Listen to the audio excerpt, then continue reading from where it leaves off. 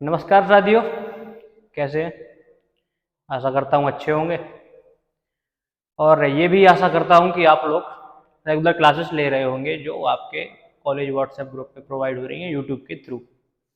ठीक है, पिछली दो क्लासेस में पहली क्लास में हमने पढ़ा था फार्माकोपिया के बारे में कि फार्माकोपिया होता क्या है, और दूसरी क्लास में हमने पढ़ा था इंडियन फार्माकोपिया के बारे में।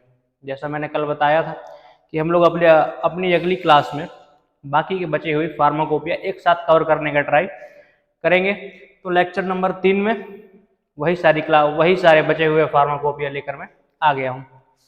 तो चलिए फिर शुरू करते हैं। एक बार पहले देख लेते हैं कंटेंट में कि हम लोग पढ़ने क्या क्या वाले हैं। सबसे पहले हम लोग पढ़ने वाले हैं बीपी यानी ब्रिटिश फार्माकोपिया। जैसे हम लोग इंडियन फार्माकोपिया को आईपी बोलते हैं, वैसे ब्रिटिश फार्माकोपिया को बीपी बोलते हैं।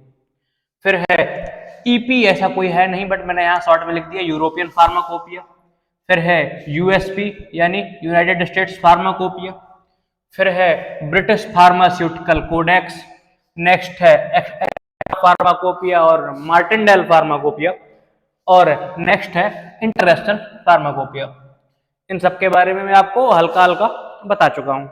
उनके बारे में जितना हमारे सिलेबस में पढ़ना जरूरी है, जितना हमारे एग्जाम के लिए जरूरी है, उतनी इंफॉर्मेशन मैं आपको बताऊंगा। ठीक है, तो शुरू करते हैं ब्रिटिश फार्माकोपिया के साथ। British pharmacopoeia provides references for pharmaceutical researchers, manufacturers, pharmacists, chemists, biotechnologists, quality assurance, quality control inspector, laboratory technicians and regulatory bodies। कहने का मतलब है कि ये सबको, जितने भी लोग हैं, कौन कौन से फार्मास्यूटिकल रिसर्चर्स यानी जो लोग फार्मास्यूटिकल फील्ड में क्या करते, शोध करते हैं, खोज करते हैं। मैन्युफैक्चरर यानी जो दवाइयां बनाते हैं। फार्मासिस्ट यानी हमारे और आपके जैसे लोग। केमिस्ट, बायोटेक्नोलॉजिस्ट यानी जो लोग कह सकते हैं कि बायोलॉजी और टेक्नोलॉजी को एक साथ मिलाकर विज्ञान की दिशा में आगे काम बढ़ाते हैं। जैसे बायोटेक्नोलॉजी की ही देन है स्टेम सेल टेक्निक जो होती है ना, ये सारी चीजें, ये सारी जो नई नई टेक्निक्स आती हैं, ये सारी कैसे आती हैं, बायोटेक्नोलॉजिस्ट ही उन्हें ढूंढकर निकालते हैं। नेक्स्ट है quality assurance and quality control inspectors. ये तो शायद जानते होंगे, जैसे जो ड्रग इंस्पेक्टर्स वगैरह होते हैं ना, वो इसी कैटेगरी के होते हैं। नेक्स्ट है लेबोरेटरी टेक्नीशियंस। प्रयोगशाला में जो टेक्नीशियंस होते हैं, जो वहाँ के इंस्ट्रूमेंट हैंडल्स करते हैं और एक्सपेरिमेंट कंडक्ट करवाते हैं। एंड रेगुलेटरी बॉडीज, और जो अंडर रेगुलेटरी बॉडीज है यानी जो अदर फार्मास्यूटिकल बॉडीज, जहाँ पे फार्मेसी से संबंधित काम हो रहे हैं। Official book for UK pharmaceutical workers in pharmaceutical field.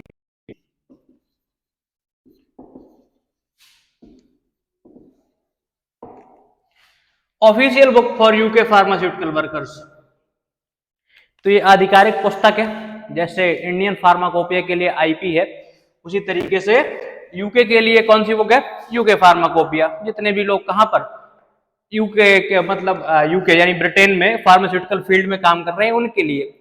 और ये आई थी कब, ये सबसे पहली बार पब्लिश हुई थी 1864 में। कब पब्लिश हुई थी, 1864 में।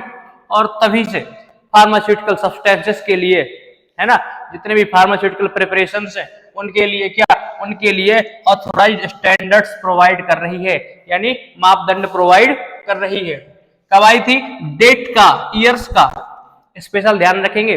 पहली बात तो हमारी जानकारी के लिए जरूरी है, और दूसरी चीज जब आप अपनी आंसर शीट में आंसर लिखेंगे और स्पेसिफिक और सही डेट्स लिखेंगे, जो चेक करने वाला होगा उस पर एक प्रभाव पड़ेगा, उसे लगेगा कि आपने कुछ सही ही लिखा है। नेक्स्ट है यूरोपियन फार्माकोपिया। तो ये रीजनल फार्माकोपिया यानी एक पूरे क्षेत्र पर, जैसा कि हम सभी लोग जानते हैं कि यूरोप क्या एक कॉन्टिनेंट है, महाद्वीप है ना। तो ये पूरा रीजनल फार्माकोपिया यानी एक बहुत बड़े क्षेत्र पर जो है अपनी जो चीजें प्रोवाइड कर रहा है, क्वालिटी स्टैंडर्ड्स प्रोवाइड कर रहा है ना। कहां पर, providing quality standards across all pharmaceutical industries in Europe. तो यूरोप में जितनी भी फार्मास्यूटिकल इंडस्ट्रीज हैं, उन सभी में क्या क्वालिटी स्टैंडर्ड्स प्रोवाइड कर रहा है। और इसमें एक चीज और खास है कि इसमें जितने भी स्टैंडर्ड्स हैं वो कहाँ पर, वो ह्यूमन में भी अप्लाई होते हैं, और मतलब वेटरिनरी यूज के लिए भी इसने अपने क्वालिटी स्टैंडर्ड्स दिए हुए हैं। वेटरिनरी यूज शायद सब लोग जानते होंगे, जो लोग नहीं जानते हो तो समझ लीजिए एनिमल्स के लिए, जो अपने पशु होते हैं ना उनके लिए। नेक्स्ट है यूएसपी। यूएसपी यानी यूनाइटेड स्टेट्स फार्माकोपिया। अच्छा, इसको यूएसपी एंड एनएफ भी बोलते हैं। एनएफ यानी नेशनल फॉर्मूलरीज, एनएफ।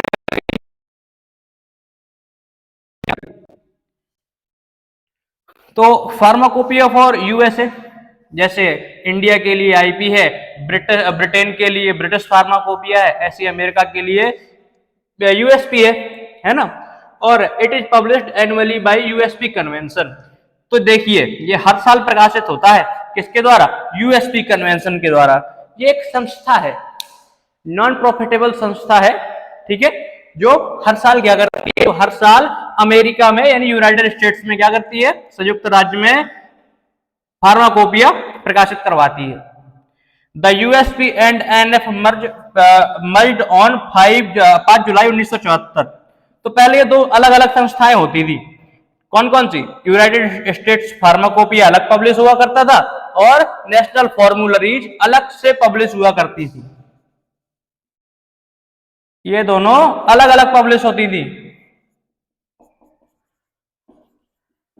बट ये दोनों मर्ज हो गई 5/7/1974 को। कब, 5 जुलाई 1974 को। तब से इन दोनों के लिए, किसके लिए, यूएसपी और एनएफ मर्ज हो गई, तो इन दोनों का भी एक ही वॉल्यूम प्रकाशित किया जाता है, मतलब एक ही बुक आता है, ठीक है।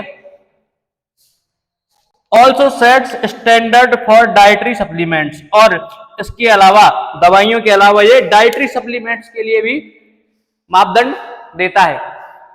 डाइटरी सप्लीमेंट्स जानते होंगे, जो लोग आर्टिफिशियल प्रोटीन वगैरह इनटेक करते हैं ना, जो लोग जिम जाते होंगे वो लोग जानते होंगे डाइटरी सप्लीमेंट्स क्या होते हैं, ठीक है।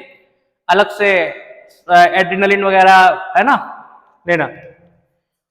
और एक बात और याद रखेंगे, इसका एक नियम भी है यूएसपी का, कि अगर आपको यूएसपी में दिया हुआ कोई स्टैंडर्ड यूज करना है तो आपको उनसे परमिशन लेनी होगी, और यूएसपी क्या करना होगा, उस पर यूएसपी लिखना होगा।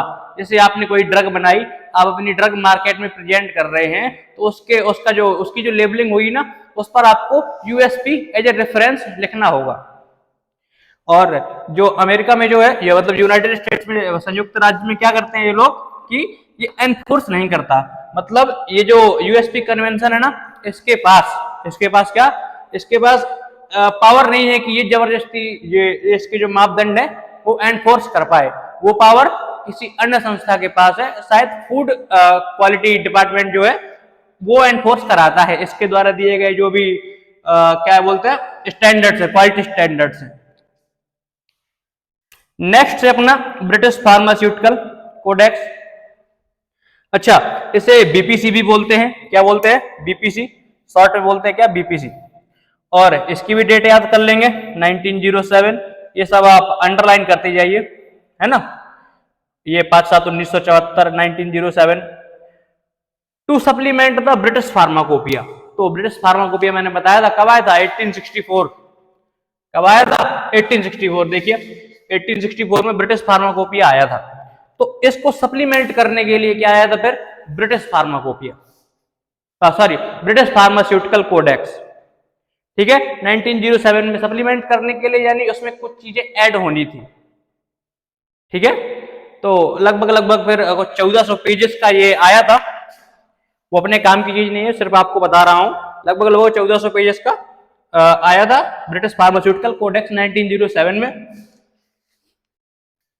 और फिर नेक्स्ट है extra pharmacopoeia. Extra pharmacopoeia originally created by William Martindale, एक फार्मासिस्ट थे, ठीक है, उनने बनाया था, विलियम मार्टिनडेल ने बनाया गया था। कब, ये भी याद कीजिए, सबसे पहले 1803 में, क्लियर है।